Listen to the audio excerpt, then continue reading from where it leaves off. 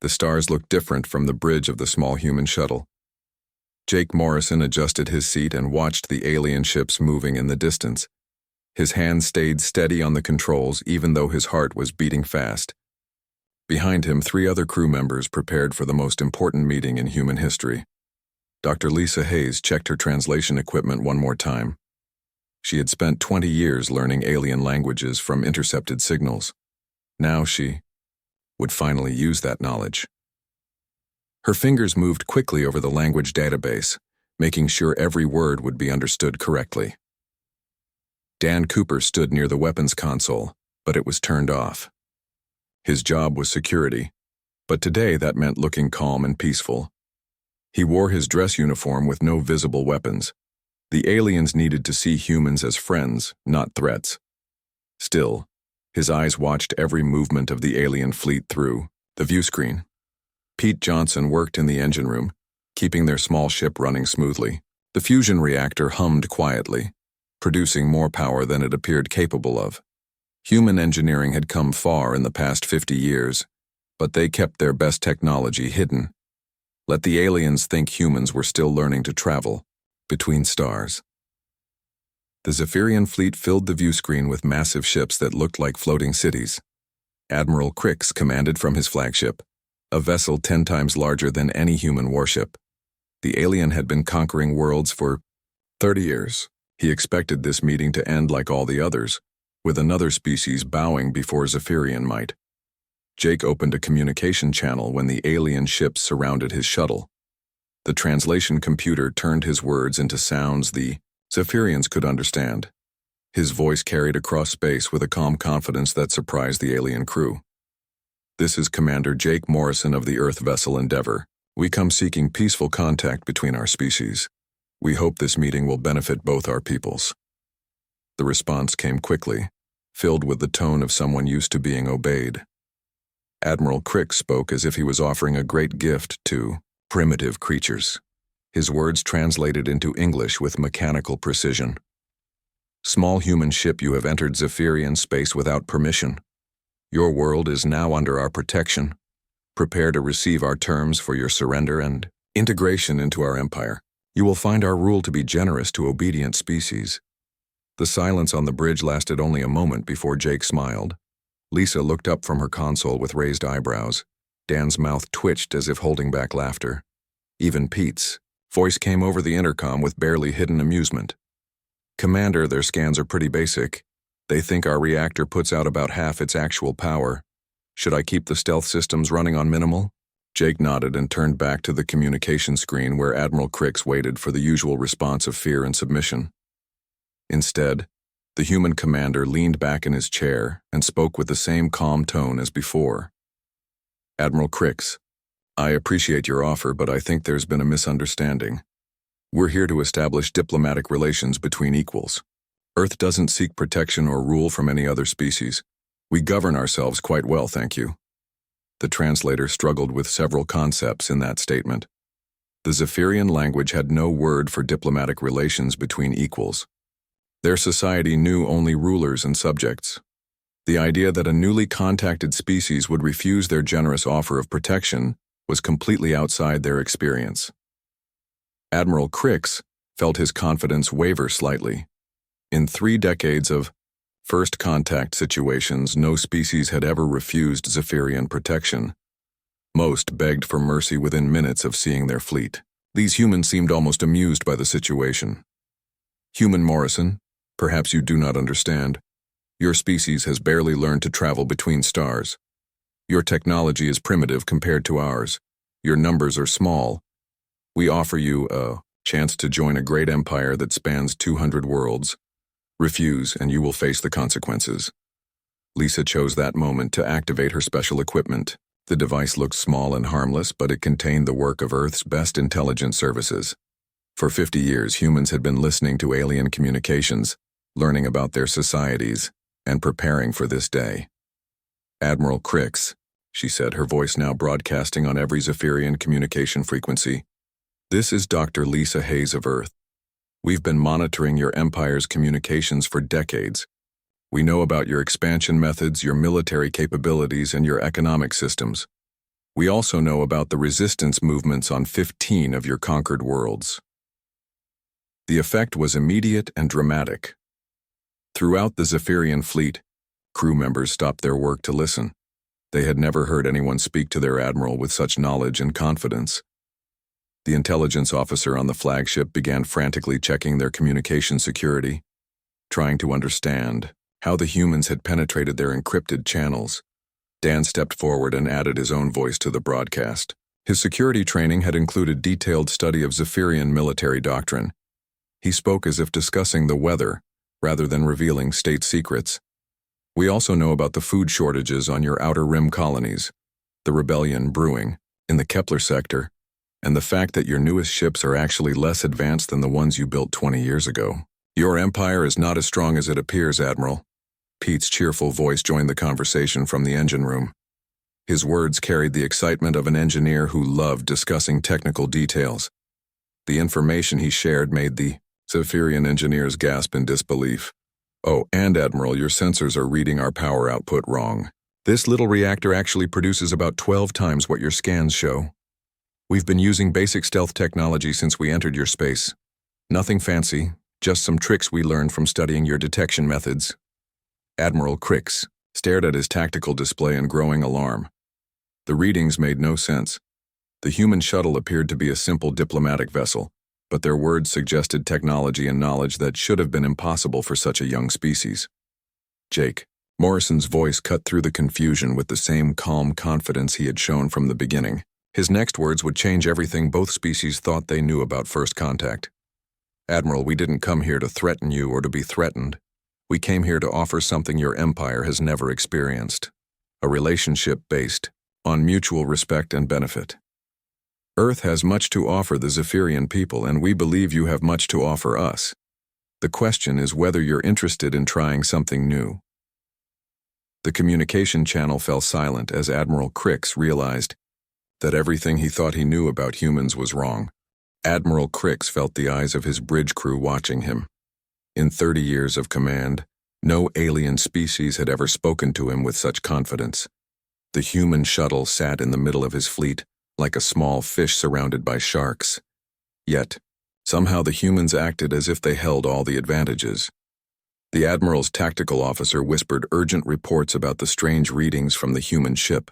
Their scans showed impossible energy signatures and materials that didn't match any known technology. The small vessel appeared to be more advanced than their initial estimates suggested. Jake Morrison waited patiently for a response while his crew continued their preparations. Each team member had trained for this moment, but they also understood that first contact could go wrong in countless ways. Still, Earth's leadership had confidence in their approach. Dr. Lisa Hayes activated another piece of equipment, this one larger than her translation device. The machine began broadcasting a stream of information that made every Zephyrian communication officer scramble to understand what they were receiving. Admiral Crix, we're transmitting our star charts to your navigation department. You'll notice that Earth has established colonies on 47 worlds over the past 60 years. We've also formed alliance agreements with 6 other species, including the Andromedans and the Centauri Federation. The information hit the Zephyrian fleet like a shockwave. Their intelligence services had completely missed the scope of human expansion. The star charts showed a network of settlements, trade routes, and defensive positions that rivaled their own empire. Admiral Crix examined the data with growing concern. The human colonies were positioned in strategically important locations, controlling key hyperspace routes and resource-rich systems. More troubling, the alliance agreement showed that humans had somehow convinced other species to work with them as equals, rather than subjects. Pete Johnson's voice came over the communication system again, filled with the enthusiasm of someone sharing his favorite hobby. His technical explanations made the Zephyrian engineers lean forward in fascination and worry. Our reactor design is based on controlled quantum fusion, which gives us about 3 times the power-to-weight ratio of your current technology. The hull material uses adaptive polymers that can deflect most energy weapons. Oh, and our communication system uses quantum entanglement, so we can talk instantly with Earth from anywhere in the galaxy. The chief engineer of the Zephyrian flagship began asking detailed questions about human technology. Pete answered cheerfully, sharing information that would normally be classified military secrets. His explanations revealed advances that could revolutionize space travel and energy production. Dan Cooper remained silent during these technical discussions, but his presence on the bridge sent a clear message. Human diplomatic vessels carried security officers who understood military matters. His uniform bore insignia that the Zephyrians didn't recognize, but his confident bearing suggested extensive combat experience. Dr. Hayes continued her information broadcast, now sharing details about human society and culture. The Zephyrian crews listened with growing amazement to descriptions of democratic government, free market economics, and voluntary military service. These concepts were almost impossible for them to understand. Earth's government represents the will of 8 billion people through elected officials. Our military serves by choice rather than conscription. Our economy rewards innovation and cooperation rather than conquest and tribute. We've found that free people are more productive and creative than slaves. Admiral Crick struggled to process this information. His empire was built on the simple principle that strong species ruled weak ones. The idea that humans had created a successful civilization based on cooperation and voluntary participation challenged everything he believed about power and control. The communication officer reported that human signals were now reaching every ship in the fleet. Crew members throughout the Zephyrian Armada were asking questions about human technology, society, and expansion methods. Some were openly wondering why their empire didn't use similar approaches. Jake Morrison sensed the changing mood and decided to make his most important point. His words carried the weight of careful planning and deep understanding of the situation. Admiral, your empire has conquered 200 worlds, but how many of them are truly loyal? How many would rebel if your fleet wasn't there to enforce obedience? Earth's 47 colonies and 6 allied species fight alongside us because they choose to, not because they're forced to. The question struck at the heart of Zephyrian weakness. Recent intelligence reports had mentioned growing unrest in several conquered systems. The Empire spent enormous resources maintaining control over unwilling subjects. Admiral Crix had never considered that there might be a better way. Dan Cooper finally spoke, his voice carrying the authority of someone who had studied warfare extensively. His knowledge of Zephyrian military capabilities shocked the alien officers. Your fleet formation follows the standard Zephyrian intimidation pattern, with heavy cruisers in the front line and support vessels protected in the rear. It's designed to impress primitive species, but it has several tactical weaknesses that a prepared enemy could exploit. The tactical officer's face went pale as he realized that the humans had somehow obtained detailed knowledge of their military doctrine. Security protocols that had protected Zephyrian secrets for generations appeared to be worthless against human intelligence capabilities. Pete Johnson added more technical details that made the situation even more alarming for the Zephyrian command. His casual tone suggested that he was sharing basic information rather than revealing advanced secrets. We've been monitoring your communications for about 50 years. Your encryption methods are actually pretty good, but our quantum computers can break them in a few minutes. We've learned a lot about your technology, your expansion methods, and your internal problems. Dr. Hayes supplemented Pete's revelations with intelligence that demonstrated the depth of human knowledge. Her information came from sources throughout the Zephyrian Empire, suggesting an intelligence network that had been operating for decades. We know about the resource shortages affecting your outer colonies, the political tensions between your military and civilian leadership, and the growing independence movements on recently conquered worlds. Your empire faces challenges that conquest alone cannot solve. Admiral Crix found himself in an impossible situation. The humans claimed to have superior technology, extensive intelligence networks, and alliance systems that rivaled his empire. Yet they had come alone in a single small ship, apparently seeking peaceful contact rather than making demands or threats. Jake Morrison stood up and walked to the view screen, his movement casual but purposeful. When he spoke again, his words carried an offer that would force the Zephyrian admiral to make the most important decision of his career. Admiral Crix, we could have arrived with a battle fleet and demanded your surrender. Instead, we came alone. and offered friendship. We could have attacked your weakest colonies and forced you to negotiate from a position of defeat. Instead, we're sitting here talking as equals.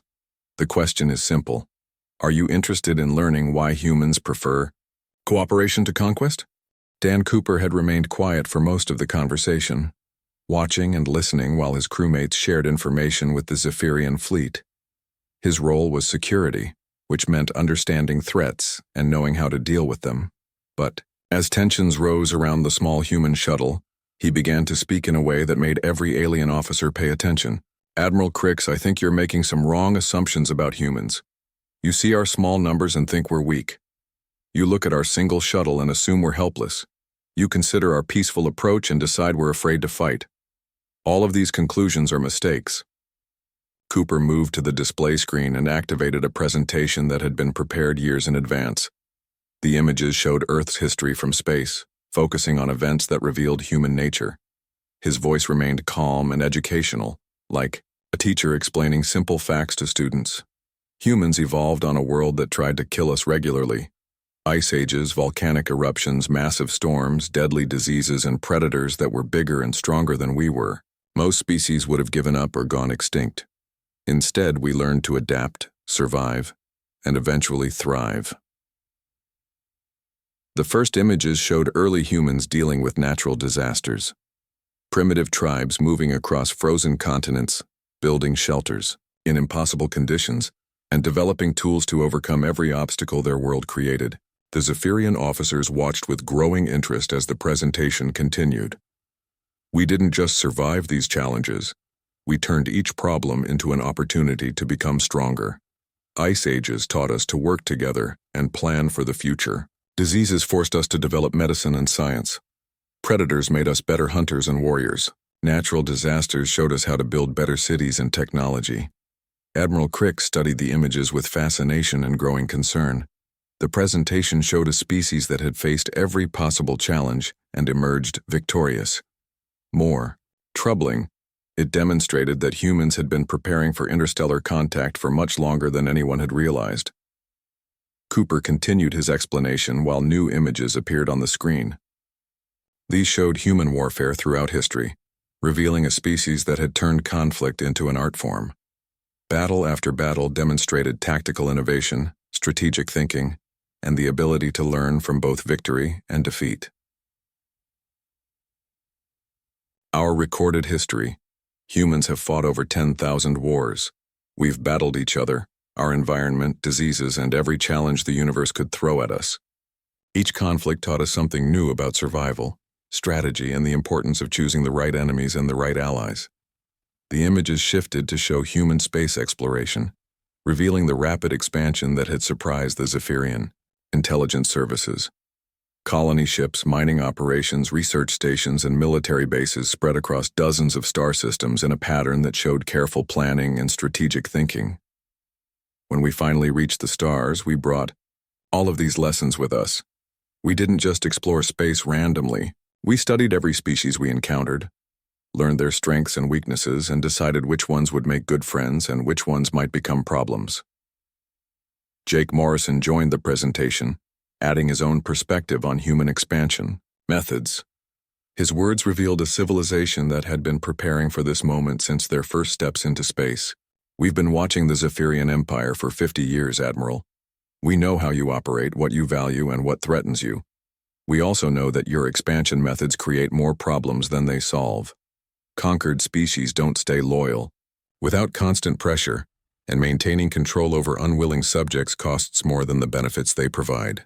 Dr. Hayes added information about human diplomatic methods, showing how Earth had successfully negotiated with 6 different alien species. Each agreement had been tailored to provide mutual benefits rather than one-sided advantages. The results showed thriving partnerships that strengthened all participants.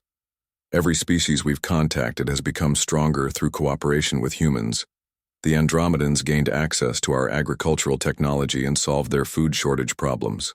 The Centauri Federation learned our defensive strategies and stopped 3 different invasion attempts. Our allies choose to work with us because partnership with humans makes them more successful. Pete Johnson provided technical details that demonstrated human engineering capabilities. His explanations revealed technologies that could revolutionize Zephyrian industry, medicine, and space travel. More importantly, he showed how humans regularly shared these advances with their allies. We don't hoard our best technology like most species do. When we develop something useful, we teach it to our friends. This creates a network effect, where every advance benefits everyone in our alliance. Our colonies and allies become research partners, military supporters, and trading partners all at the same time. Cooper returned to his main theme, using historical examples to show how humans had turned apparent weaknesses into decisive advantages. His presentation revealed a species that had mastered the art of turning enemies into friends and problems into opportunities. Admiral, you're right that humans are relatively few in number compared to your empire, but our 8 billion people are supported by 47 colony worlds and 6 allied species. When you add up all the populations in our alliance network, we actually outnumber your empire by about 3 to 1. The mathematical reality hit the Zephyrian command like a physical blow. Their intelligence estimates had focused on Earth's population and missed the broader human alliance system. The species they had dismissed as primitives actually commanded resources that rivaled their own empire. Dan Cooper activated the final part of his presentation, showing recent human military exercises. The images revealed fleets, weapons, and tactics that incorporated lessons from 10,000 years of warfare. The human approach to combat emphasized speed, flexibility, and the ability to turn defensive positions into offensive advantages. We didn't come here with our biggest ships or our most powerful weapons, Admiral. We came with our most dangerous capability, the ability to make friends out of enemies. A species that can turn conflict into cooperation is much more threatening than one that only knows how to fight. Jake Morrison concluded the presentation with an offer that would test everything the Zephyrians thought they knew about power and control. His words carried the confidence of someone who understood exactly how strong his position was. Admiral Crix, your empire has spent 30 years conquering worlds through force. In the same time period, humans have built an alliance network that spans 60 systems and includes multiple species. Our approach has created genuine loyalty rather than forced obedience. Our allies fight beside us because they want to, not because they have to. Which method do you think creates a stronger foundation for the future? The space around the Zephyrian fleet began to shimmer like heat waves rising from hot pavement. Admiral Crix stared at his sensor displays in confusion as the readings made no sense. Empty space was showing energy signatures that shouldn't exist. His tactical officer worked frantically to understand what was happening. Then the first human warship appeared.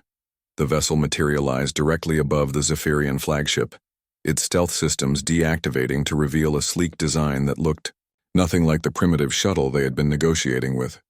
Before Admiral Crix could react, more ships appeared throughout his fleet formation. Dozens of human vessels became visible in perfect positions around every Zephyrian ship. Jake Morrison's voice came over the communication system with the same calm tone he had maintained throughout the encounter. His words carried no threat or aggression, just a simple statement of fact that made the situation clear to everyone. Admiral Crix, I'd like you to meet Captain Amy Price of the Terran Defense Fleet. She and her ships have been observing our conversation from the beginning. I hope their presence won't interfere with our diplomatic discussions. Captain Price's voice filled the bridge of every Zephyrian vessel as she introduced herself and her fleet. Her tone was professional and courteous, but there was no mistaking the authority behind her words or the implications of her fleet's sudden appearance. Admiral Crix, this is Captain Amy Price commanding the human vessels Liberty's Edge, Freedom's Dawn, and 36 other ships of the Terran Defense Fleet. We've been monitoring your interaction with our diplomatic team. I want to assure you that we're here purely in a protective capacity and hope we can resolve any misunderstandings peacefully. The Zephyrian sensors struggled to analyze the human fleet as more ships continued to appear. The vessels were smaller than Zephyrian dreadnoughts, but far more numerous. Their formation patterns showed tactical sophistication that suggested crews trained to an impossible degree of precision. Admiral Crix studied his tactical display with growing alarm. The human ships had positioned themselves with surgical precision, covering every possible escape route and protecting each other with overlapping fields of fire. More disturbing, their coordination suggested either advanced artificial intelligence or crews that had trained together for years. The tactical officer provided a whispered report that made the situation even more concerning. The human weapons systems were active but not targeting any Zephyrian ships. Instead, they were positioned defensively, creating a protective barrier around the small diplomatic shuttle while maintaining the ability to respond to any aggressive action. Dan Cooper's voice came over the intercom from the shuttle, providing commentary that revealed the depth of human military planning. His explanation made it clear that this demonstration had been carefully choreographed to send specific messages about human capabilities and intentions. Captain Price's ships represent about 15% of the Terran defense fleet. The rest are currently protecting our colonies and alliance partners throughout the galaxy. Each vessel is crewed by volunteers who have trained in realistic combat simulations for an average of 8 years before seeing active duty. Pete Johnson added technical details that made the Zephyrian engineers gasp in disbelief. The power readings from the human ships showed reactor technologies that were decades ahead of anything in the Zephyrian arsenal.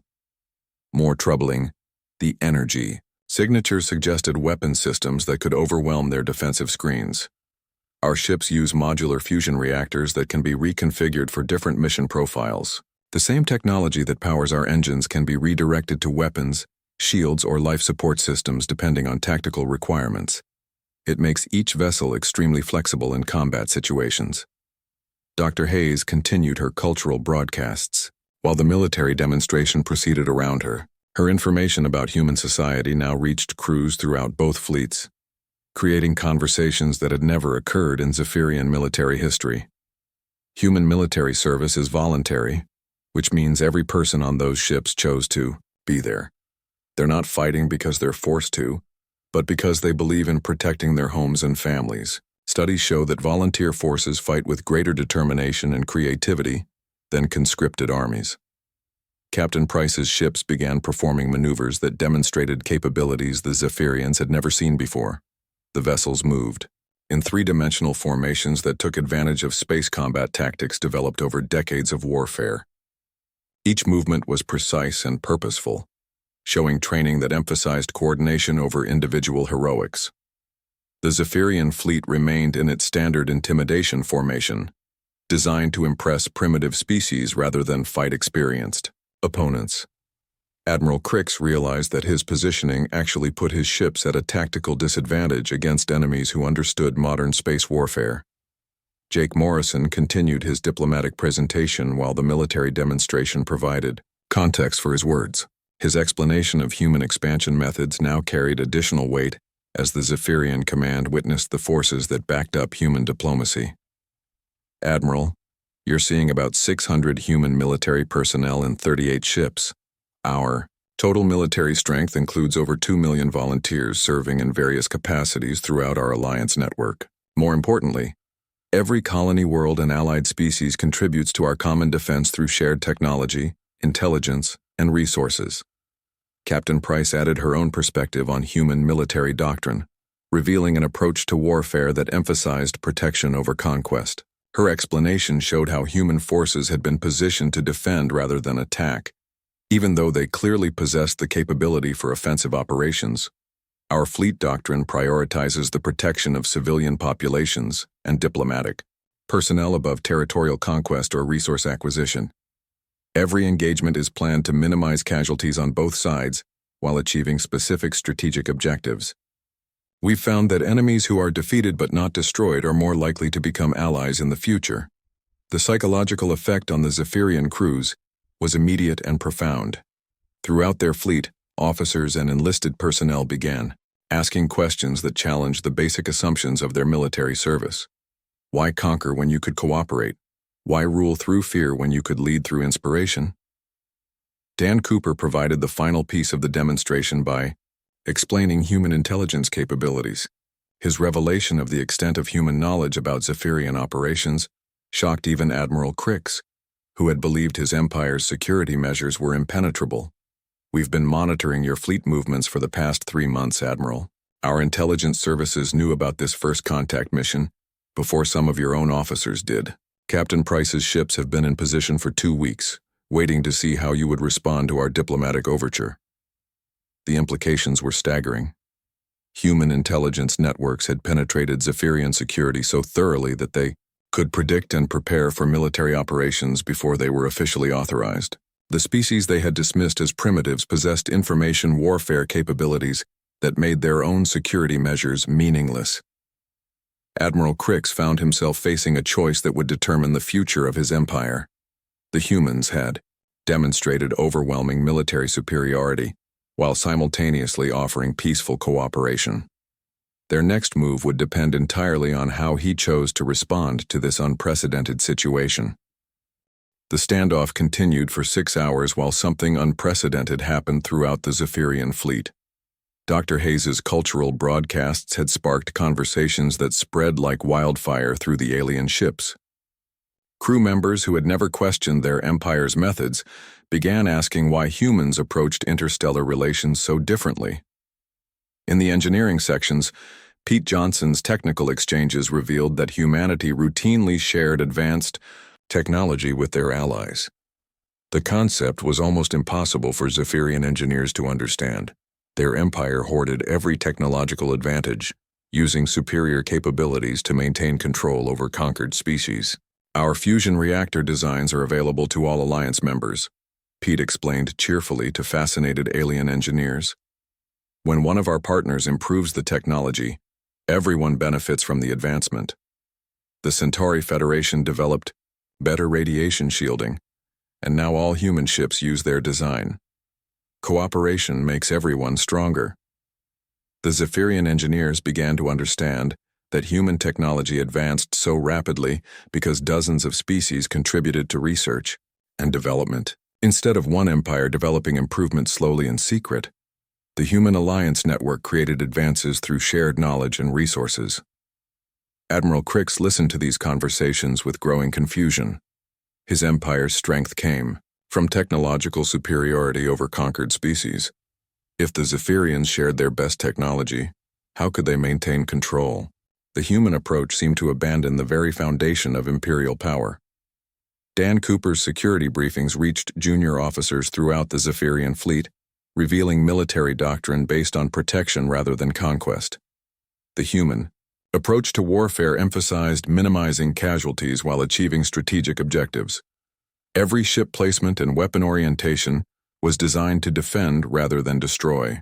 Human military doctrine recognizes that today's enemy might become tomorrow's ally, Cooper explained to increasingly interested alien officers. We've learned that species defeated through overwhelming force rarely become loyal partners. But species that are impressed by our defensive capabilities, while experiencing our diplomatic respect, often choose to join our alliance voluntarily. The psychological impact on the Zephyrian crews was immediate and profound. Throughout their military careers, they had been taught that strength meant the ability to destroy enemies.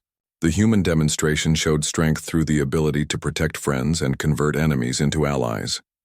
Captain Price's ships continued their defensive formations while maintaining perfect coordination. The human vessels moved like parts of a single organism, each ship positioned to support the others while protecting the diplomatic shuttle. Their tactical displays showed weapon systems capable of devastating attacks, but every targeting solution was defensive rather than offensive. Admiral Crix found his own officers asking questions he couldn't answer. Why did human ships carry such powerful weapons if they preferred diplomatic solutions? How could a military force be stronger through restraint rather than aggression? What made voluntary allies more valuable than conquered subjects? Dr. Hayes provided answers that challenged every assumption the Zephyrians held about power and control. Her broadcasts now reached every communication device in both fleets, creating an impromptu cultural exchange that transformed the nature of the encounter. Human history shows that empires based on conquest eventually collapse under the weight of maintaining control over unwilling subjects. But alliances based on mutual benefit grow stronger over time as partners contribute resources, knowledge, and loyalty voluntarily. Our alliance network has been expanding for 60 years because membership provides genuine advantages to every participant. The junior officers throughout the Zephyrian fleet began comparing their empire's methods with human approaches. Conquered worlds required constant military presence to prevent rebellion. Subject species contributed resources only under threat of punishment. The Empire's expansion actually weakened overall efficiency by requiring enormous resources to maintain control. Captain Price chose that moment to demonstrate the ultimate expression of human military philosophy. Her ships began withdrawing from their defensive positions, moving to a formation that left the Zephyrian fleet completely free to attack or retreat as they chose. "Admiral Crix," she announced over the communication channels, "my ships are standing, down from defensive alert status. We're here to support diplomatic contact, not to threaten or intimidate anyone. The choice of how this encounter proceeds is entirely yours." The gesture stunned the Zephyrian command. No military force in their experience had ever voluntarily reduced their tactical advantage during a confrontation. The human action demonstrated confidence so complete that they were willing to risk destruction rather than appear threatening. Jake Morrison seized the moment to make his most important offer. His words carried the weight of careful planning and deep understanding of what the Zephyrian Empire needed most. "Admiral, our intelligence reports show that your outer rim colonies are experiencing resource shortages that conquest alone cannot solve. Earth's agricultural specialists have developed techniques that could triple food production on marginal worlds. Our environmental engineers have restored damaged ecosystems on dozens of planets." The offer addressed the Empire's most serious internal problem. Resource distribution had become increasingly difficult as the Zephyrians expanded beyond their ability to effectively govern conquered territories. Traditional solutions involved conquering more worlds, which only made the problem worse. Dr. Hayes added details about human cultural exchange programs, revealing benefits that went far beyond mere economic cooperation. The information showed how shared knowledge and artistic expression had enriched all members of the Human Alliance network. Cultural exchange creates bonds between species that military alliance alone cannot achieve. When people understand each other's art, music, literature, and philosophy, they develop genuine friendships that make cooperation natural rather than forced. Our alliance members fight beside us not because they have to, but because they want to protect their friends. Pete Johnson provided the final technical revelation that would transform Zephyrian understanding of human capabilities. His casual explanation revealed technologies that could revolutionize their entire civilization. "We've also developed faster-than-light communication systems that allow instant contact across galactic distances. Colony management becomes much easier when administrators can consult with experts in real time. Resource allocation improves when supply and demand information is shared immediately. Even military coordination benefits from instant communication." Admiral Crix realized that the humans possessed solutions to every major problem facing the Zephyrian Empire. Food shortages, colonial unrest, technological stagnation, and communication delays could all be addressed through cooperation with Earth's alliance network. More importantly, the human demonstration had shown his own crews that there was a better way to organize interstellar civilization. Throughout his fleet, officers and enlisted personnel were discussing the benefits of voluntary cooperation over forced obedience. The final moment of decision came when Jake Morrison made an offer that would change the course of galactic history. His words carried the promise of transformation from conquest to cooperation, from empire to alliance. "Admiral Crix, we're prepared to offer the Zephyrian people full membership in our alliance network. Your colonies would become partners rather than subjects. Your military would join a defensive federation dedicated to protecting all member worlds. Your scientists would contribute to research programs that benefit everyone. The question is whether you're ready to try something completely different."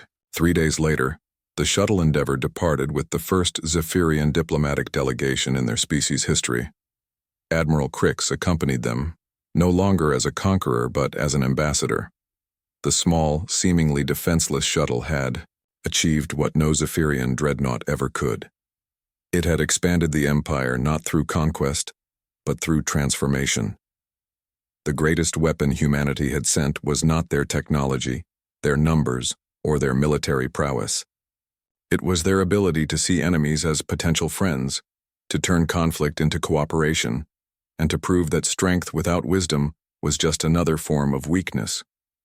Within a year, The Zephyrian Empire had become the Zephyrian Republic, and humanity had gained not subjects but partners in exploring the galaxy's infinite possibilities.